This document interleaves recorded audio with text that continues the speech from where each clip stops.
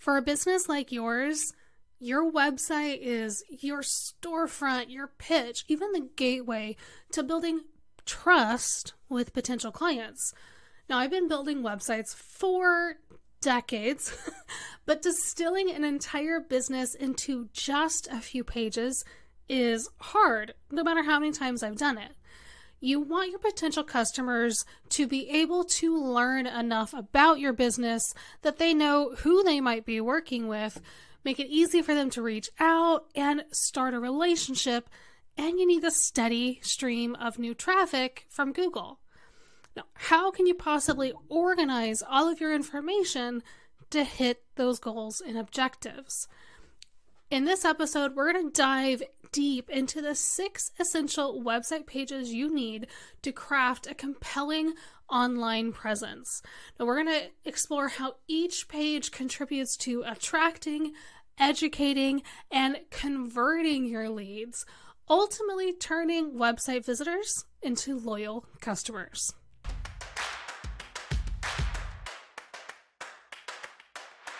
Every website has to address your customers' pain points and needs, or they're going to bounce back to Google and look for the next result. I want you to ask yourself, honestly, does yours even begin to address those things? Now listen, if you want to address the needs and highlight the benefits of working with your company, you need some core pages. Let's break down what those are. First things first, you need a homepage. Of course you need a homepage. This page is the one that lives at, say, yourdomain.com, and it's the first page that your customers are going to see when they type your web address into the search bar. Think of your website as the lobby to your business online. When a new person walks into your website, they need a clear understanding of what you do, how you help them, how to get around the rest of your business. Your homepage is the first impression and kind of the map all rolled into one. That means you need to have a few key elements on your homepage in order to convert people and get them to keep moving. Now, each website homepage should have an opening hero section that introduces your customers to your business, how you can help them solve a problem, and that hero section should have a clear value proposition and even a call to action to encourage visitors to do something as soon as they land on your website.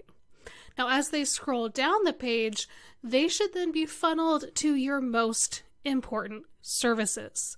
Show them how you help and take them to those pages, letting them learn more about you.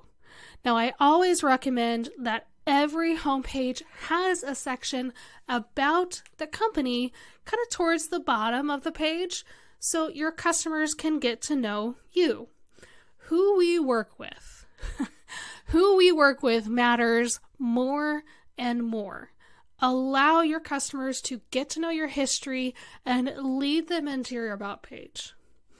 And then I recommend having a lead capture section somewhere on your homepage. You either want to provide a freebie, a case study, a video, something that your visitors can type their email into and unlock access to this free resource just by giving you their email address. Now, this helps you capture those leads that aren't quite ready to work with you, but they want to know more. Now, depending on your business, you need a services page. Now, if you have more services, this could be multiple pages. But no matter what, you have to have a page on your website that very clearly states, this is what we do, and this is how we do this. Literally, it's what do you do to help customers? You're telling them. People cannot read between the lines. They don't want to. Your website is not a Taylor Swift album, okay? They want you to tell them exactly what you do and exactly how you can help them. Now, your services page should clearly outline what you do. And here's the big thing. It needs to focus on the benefits of what you do. What's in it for them? No one cares about all the minuscule details of what you do for customers. What they do care about is how that benefits them. Your services page should include concise descriptions that focus on the unique benefits for your customers and how you are different from the competition. And listen, don't forget to have clear calls to action. What do you want someone to do when they work with you? Tell them. And then on your services page, this is important, you want to back up everything that you just said with some social proof. Social proof, which could be third-party reviews, testimonials from happy customers, mentions in the media that you kind of just reinforce your expertise, is important on every page of your website, but it's especially important on your services page. This is where you're diving deep into what you do for your clients.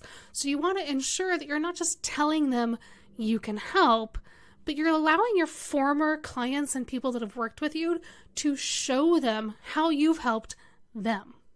It is a powerful way to convert somebody who's on the edge and not really sure if your company is the right company for them. Now, we mentioned before on the homepage, we want to link to the About page. So obviously, that is a page that we're going to include on our website. You can build trust and credibility for your business by including an About or a company page. This page should introduce how your company helps its clients, so how you help people, and then move into your story, your company values, maybe even introduce your team. You want to start with how you help because you're reinforcing the idea of this is why we exist. We exist to help you, and this is how we do it. Now, depending on the size of your organization, an About page can also be a great place to showcase maybe your team's individual experiences, achievements, maybe awards, and even community service.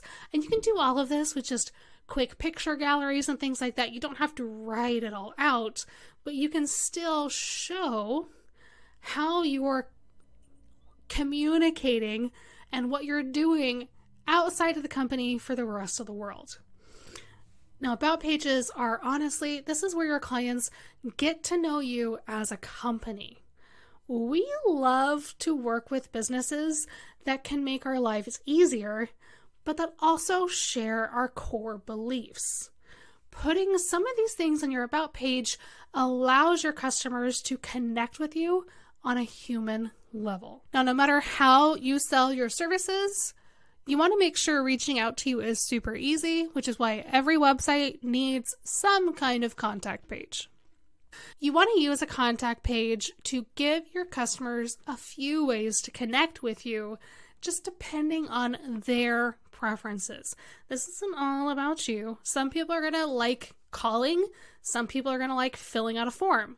I do recommend that every contact page has a simple form instead of listing out an email, because this helps you mitigate spam. There is no way quicker to get a lot of spam in your inbox than to put your email out there for people to scrape, right? So using a form is a whole lot more secure on both sides of the coin.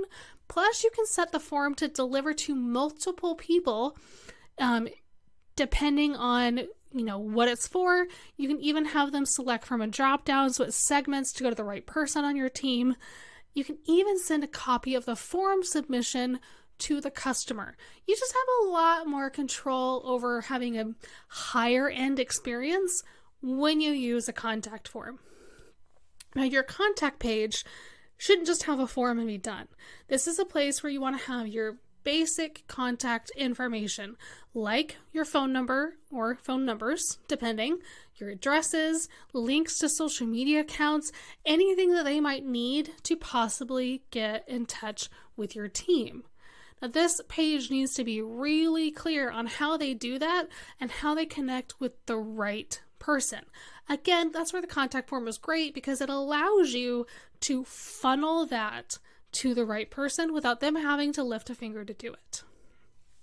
Okay, So we now have the foundational pages that your website needs in order to sell and kind of bring people in. But now we want to engage with our customers and build deeper trust with our audience. So what pages do we need to do that? Well, first, you need a blog page. Whether you write articles once a week, once a month, or once in a while, it's important to have a blog on your website. Listen, regular blogging can supercharge your SEO and build your traffic over time. It's also a great way to share valuable content with your audience and just position yourself as an industry expert. A well-written blog article, like the one attached to this week's episode, allows you to demonstrate your expertise, your authority, your trustworthiness, or the EAT framework. Now, this concept, the EAT concept, is kind of a backwards way of showing Google that you have good content that will help its searchers. So your blog page should house links to all of these blog articles in an easy to skim layout so they can find the article that best fits them and what they're looking for. Nobody wants to go read an entire article on the blog page. They just want to see at a glance what kind of articles you write about, and then at a glance make a selection to go to the one that fits them and their current needs. Now, you can also include your lead capture form to gather those leads since they're seeing your content and getting a better idea of just how much of an expert that you are. Just make sure that you're writing blog articles regularly. That means probably more often than once in a while, to encourage your readers to come back and check out what's new. Now, the last page that we need to have on literally every website these days is a privacy policy page. This one might surprise you, and you might be going, what? But do you want to build trust in an online world that's severely lacking it? Declare your own views on privacy. For legal reasons, you should have a privacy policy clearly linked on every page of your website. The easiest way to do this, I recommend throwing it as a link in your footer so your visitors can get to it no matter what. Now, why does this matter for your business? Why do you need a privacy policy? Isn't that just some mumbo jumbo thing? Listen, no. Your customers want to know how you're collecting their data and then what you're doing with it. Simple as that. As AI gets more prevalent and we're hounded by ads wherever we go, we become less likely to hand over our data willingly. And there's a lot of movements in just the online sphere of looking at how our data is being used. So give your customers a transparent view of what you do with the information they're providing, even if all they're doing is filling out a contact form, with a clear privacy policy page. Now, you might also need this page to comply with CCPA and GDPR. These are two privacy laws that you need to keep in mind depending on where a business is located and where you're doing business. So it's just a good idea to have a privacy policy that covers your business and your data practices. And no, you cannot just copy and paste someone else's. That's technically copyright infringement. Now listen, every business is unique, but having built hundreds of websites, I'm probably lowballing that number there at this point, I can honestly say that I include these 6 pages every single time for years. Your website needs to not only communicate what you do and how you help, but it needs to sell and engage your audience. Now, there is no point in having a website that just exists on the internet, taking up storage space and costing you money. If you want to get an ROI on your website, then it's time to examine yours and see if you have these pages and these key elements. And then ask yourself, can my customer figure out how to work with me, or even basically what I do? Help your customers see exactly how your services can benefit them and how to get started working with you. It's amazing how those two key things will improve your conversions. So thank you all for tuning in. I'll see you next week.